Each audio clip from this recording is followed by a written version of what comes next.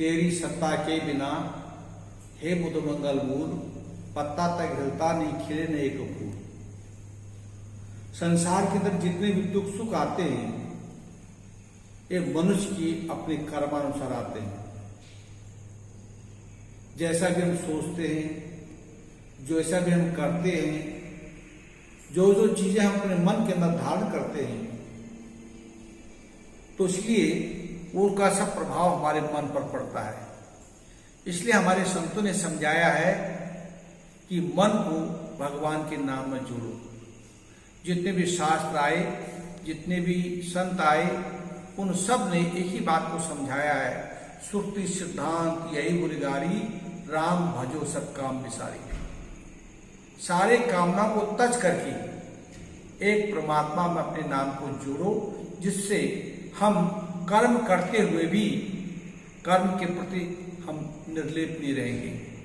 हम कर्म करते हुए भी संसार से अलग रहे। जिस तरह तेल की बूंद पानी में डाल दो और पानी में डालने के बावजूद भी वो तेल की बूंद पानी जो है डूबती नहीं है, बल्कि उससे ऊपर ही रहती है, वो मिलती नहीं पानी में।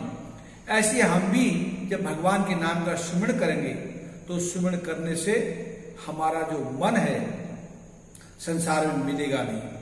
इसलिए आज दुख का कारण क्या है कि हम मन से भी, तन से भी, हर कर्म से भी संसार में लिपायमान हो जाते हैं, जिसका असर हमारे मन पर पड़ता है।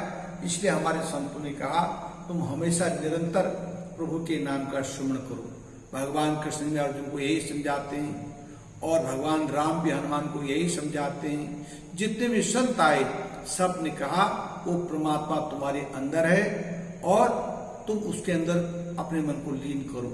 जिस तरह हर चीज का जो बीज होता है उसको पैदा करने की शक्ति उसी फल के अंदर होती है, ऐसे हमारे अंदर ही जो है उस परमात्मा को जागरण करने की शक्ति है।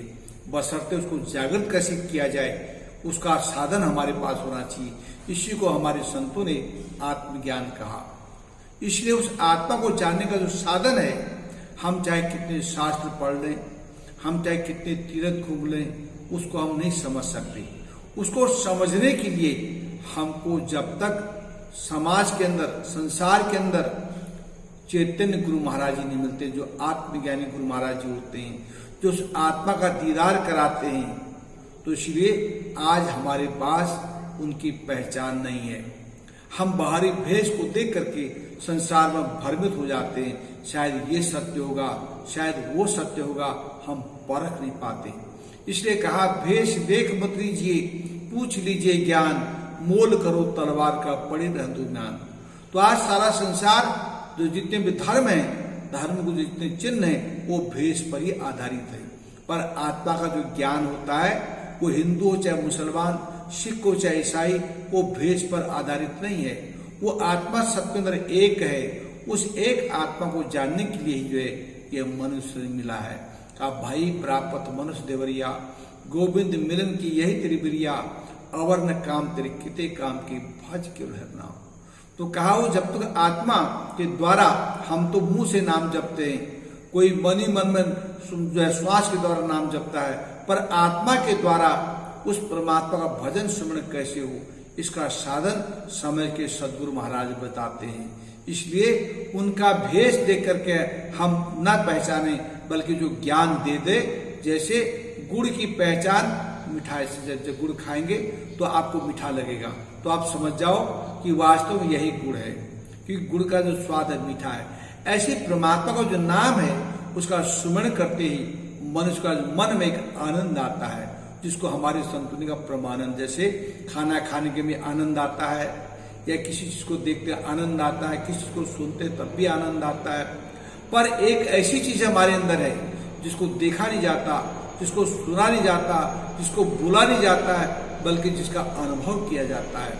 और अनुभव करने से एक आनंद आता है, उस आनंद को हमारे संतों ने परमानंद कहा। संसार के अंदर जितने भी सुख हैं, ये पंच भौतिक जितने भी सुख हैं, इस सुख को हमारे संतों ने आनंद कहा। लेकिन इन पंच भौतिक सुख से परे जो आनंद है, उसी को हमारे संतों ने परमानंद कहा। वही आत्मा का सुख है। उसी आत्मा को, सुख को जानने के लिए संतों के पास जाया जाता है। इसलिए उसी सुख को प्राप्त करने के लिए अर्जुन भगवान कृष्ण के पास गए। उसी सुख को प्राप्त करने के लिए जो है हनुमान जी भगवान राम के पास गए। जितने भी जिज्ञासु हैं वो सब ज्ञानी के पास जाते हैं। इसलिए जब ज्ञानी के पास जाओगे और तभी ज्ञान को जाए, इसलिए कहा ज्ञानी के पास जब भी जाएं निराभिमान होके जाएं और उनकी सेवा करें। कहा तद विधि प्रणिपातिनो प्रसेन सेवया उपदिक्षति ते ज्ञानम ज्ञानेन तत्तस्यनो, कि जब तक छल कपट को त्याग कर हम उनसे जो है ज्ञान को तभी जान सकते हैं जब मन में सोचें कुछ, बाहर करें कुछ, इससे ज्ञान की अनुभूति नहीं होती। इसलिए ज्ञान की अनुभूति करना चाहते हैं तो सबसे पहले अपने जीवन के अंदर जो है संतों के पास जाए, छल कपट को जान के तो ज्ञानी सत उस ज्ञान का दीदार